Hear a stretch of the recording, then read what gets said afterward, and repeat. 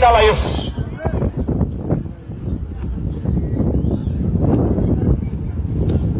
Tuanze kuja wahudumu, tuchangamke. Ama saidieni kutoa mimbari iwe kule nyuma. Tunakwenda kuingia katika operation ya kuweka huru wale wote walioipiwa.